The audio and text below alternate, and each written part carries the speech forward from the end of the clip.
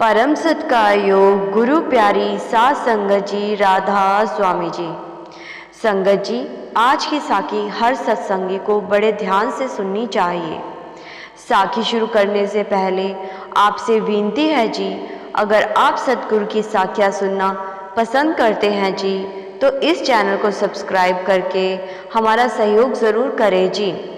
हमारा उद्देश्य ज़्यादा से ज़्यादा जीवों को परमात्मा की भक्ति में लगाना है जी। संगत जी, एक बहुत ही बड़ी नाम की कमाई करने वाली सत्संगी अम्मा थी, जिनका नित नियम था कि वह रोज़ाना 6 घंटे भजन सिमरन को देती थी।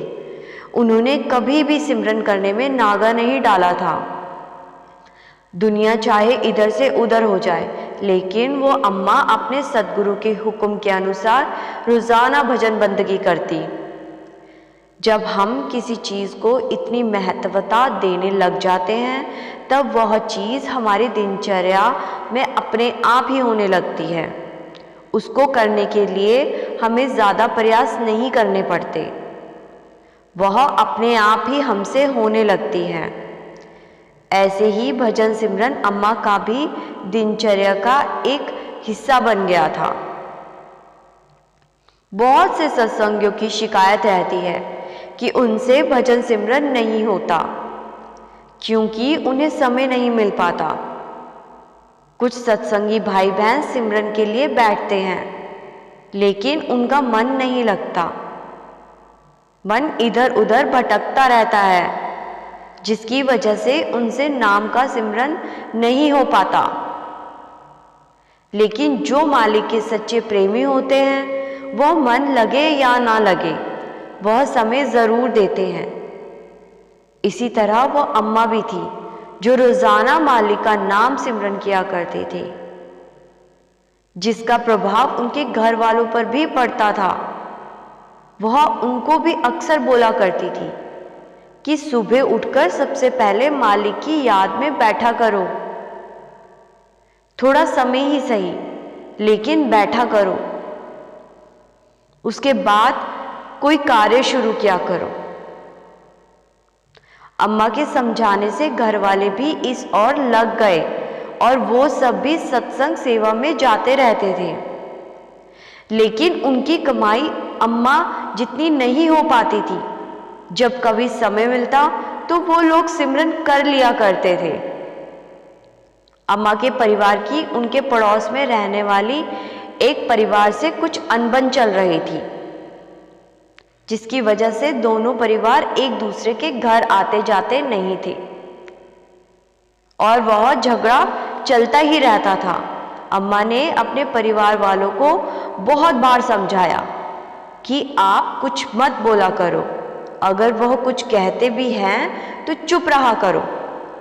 मालिक सब देख रहा है, हमें चुप रहना चाहिए। उन्हें जो करना है उन्हें करने दो, उन्हें जो बोलना है उन्हें बोलने दो, लेकिन तुम चुप रहो। एक दिन किसी बात को लेकर बात इतनी आगे बढ़ गई कि वह लड़ने झगड़ने लग पड़े।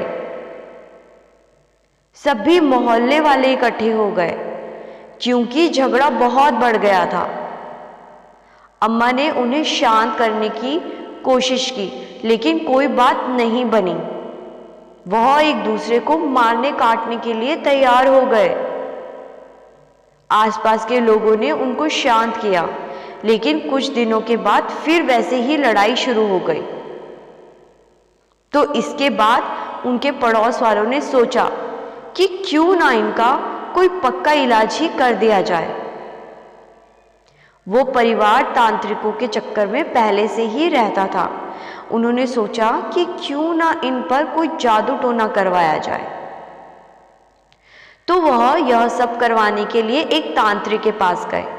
तो जब उन्होंने उन पर जादू टोना करवाने की कोशिश की, तो उस तांत्रिक ने उनसे कुछ चीजें मांगी, जैसे कि उनके परिवार वालों की तस्वीरें, उनके पैर की मिट्टी, उनका इस्तेमाल किया हुआ कोई कपड़ा या रुमाल,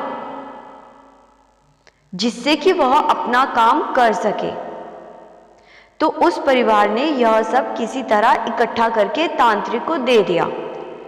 तांत्रिक ने अपना काम शुरू किया। और थोड़ी सी राख उनके हाथ में देकर बोला कि ये राख उस परिवार के घर के दरवाजे पर फैला देना। उन्होंने ऐसा ही किया, लेकिन कई दिन तक उसका कोई असर ही नहीं हुआ, जिसे देखकर वो लोग फिर उसी तांत्रिक के पास गए और पूरी बात बताई। तांत्रिक को समझ नहीं आ रहा था कि ऐसा कैसे हो सकता है। तांत्रिक ने इस बार उन लोगों को विश्वास दिलाया कि इस बार जो जादू करने जा रहा हूं उसको काला जादू कहते हैं। इसके बाद उस परिवार के घर से अर्थियां निकलेगी, क्योंकि इस काले जादू से बड़ा दुनिया में कोई दूसरा जादू टोना है ही नहीं। मैं ऐसा काम करने जा रहा हूं जिससे वो परिवार बर्बाद हो जाएगा। तांत्रिक की बात सुनकर वो लोग बहुत खुश हुए। फिर 1 महीना बीत गया, लेकिन अम्मा के परिवार का बाल भी बांका ना हुआ। वो लोग फिर तांत्रिक के पास गए। तांत्रिक ने उनसे 1 दिन का समय मांगा और उस 1 दिन में उसने पूरी गहराई के साथ जानने की कोशिश की आखिर उसका किया जादू फेल कैसे हो गया। फिर जब उसने गहराई से जांच की तो उसने अगले दिन उन लोगों को बताया कि उस अम्मा के परिवार में कोई है जिसकी वजह से मेरा सब काम असफल हो रहा है। उनके परिवार में कोई तो है जो एक बहुत बड़ी शक्ति से जुड़ा हुआ है। उस शक्ति के आगे हम भी कुछ नहीं कर सकते। तांत्रिक ने उनके सामने हाथ जोड़ दिए और कहा कि आज तक ऐसा नहीं हुआ कि कोई मेरे पास आए और मैं उसका काम ना कर सकूं। आज पहली बार यह हो रहा है। आज पहली बार ऐसा हुआ है कि मैं अपने कार्य में असफल हुआ हूं।